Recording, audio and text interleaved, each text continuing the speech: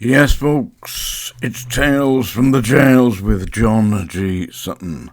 Do please, ladies and gentlemen, do please like and subscribe. It really helps.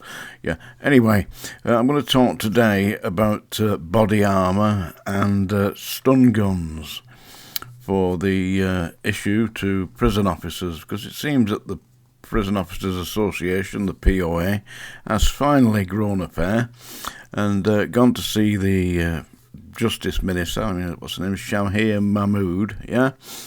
The lady, yeah? And is demanding that their membership, the prison officers, are issued with protective clothing to deal with violent inmates.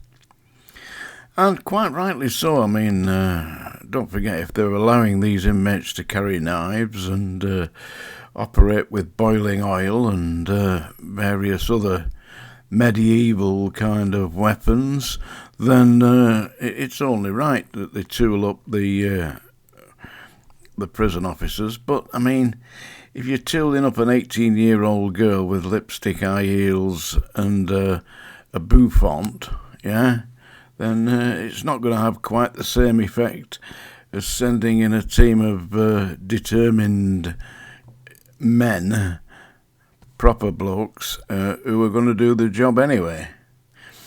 When I was in, we had nothing.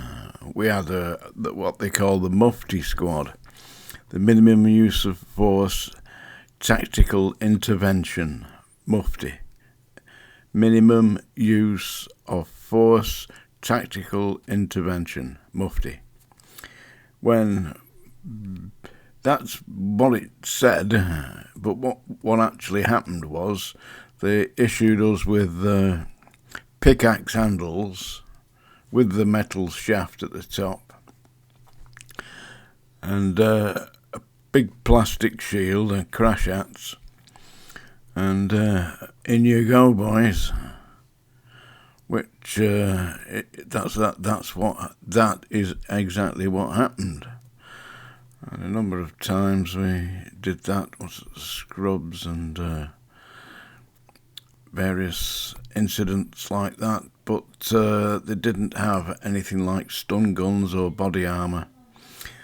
I did see one particular prison officer get slashed from ear to chin, like that, with the shank. In fact, I was one of the first there to help put a pad of tissues on his face, while they got the hospital staff, because at the time I was a discipline officer, to take him away to the hospital. He was on the front page of the papers. It was about 1980. 1979. Anyway,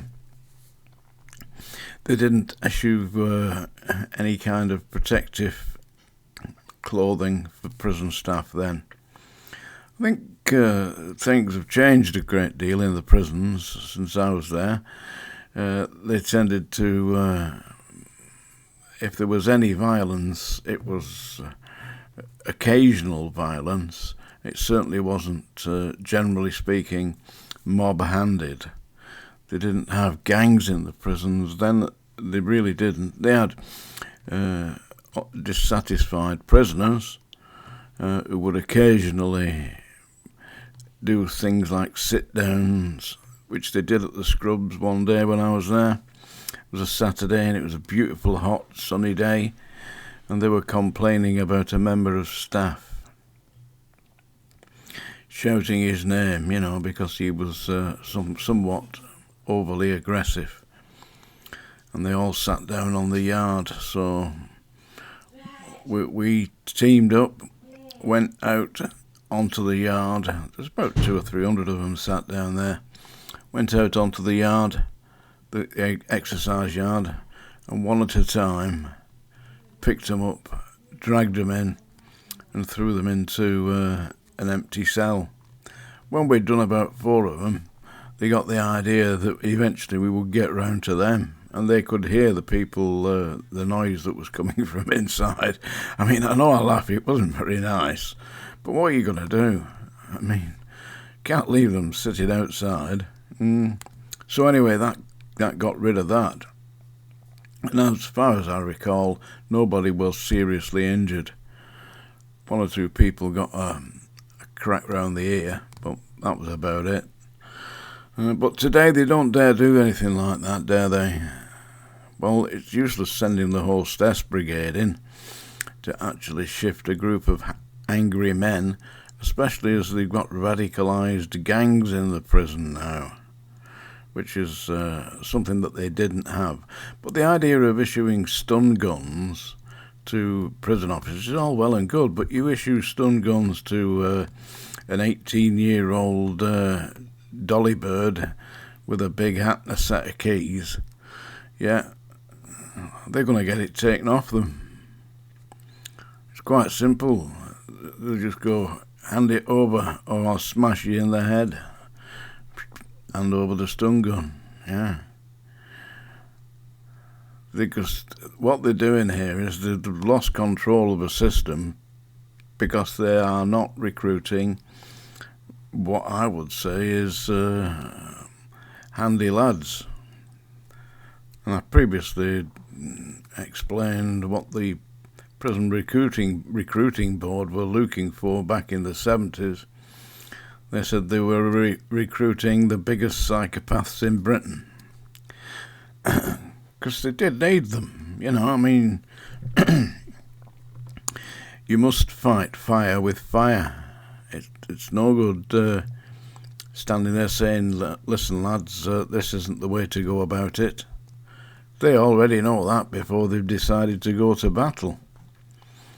Anyway, the Prison Officers Association are meeting with Shamir Mahmood, the Justice Secretary, and requesting protective equipment for the staff.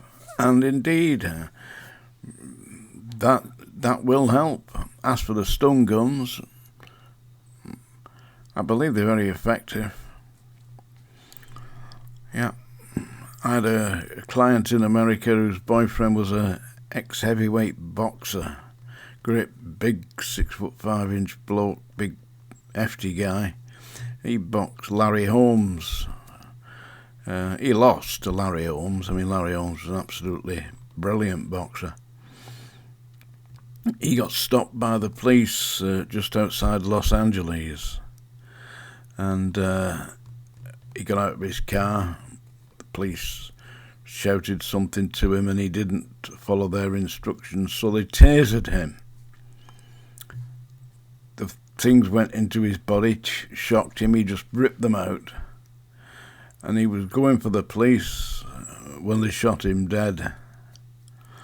He hadn't actually done anything other than driving his car. That's one way of dealing with it, isn't it? Anyway, that's Tales from the Jails today with John G. Sutton. Do please like, subscribe, comments if you will. And I've had a request. Somebody wants me to sing, believe it or not. Song dinger, yeah. You've been warned. They want me to sing with a little help from my friends. I believe it was Larry. Yeah. Have you got any requests, apart from Over the Hill and Far Away? Do please put them in the comments, and I'll definitely do my best to give it a go. So I'm going to give this a shot. There you are, that's your final warning. With a little help from my friends in the style of Joe Cocker. More likely Joe Cockup. What would you think if I sang out of tune? Would you stand up and walk out on me? Lend me your ears and I'll sing you a song. And I'll try not to sing out of key. Oh, I get by with a little help from my friends. Get high with a little help from my friends. I'm gonna try with a little help from my friends. What do I do when my love is away? Does it worry me to be alone? How do I feel at the end of the day? I'm sad because I'm on my own. No, I get by with a little help from my friends. Yeah, I get high with a little help from my friends. I'm gonna try with a little help from my friends. Do I need anybody?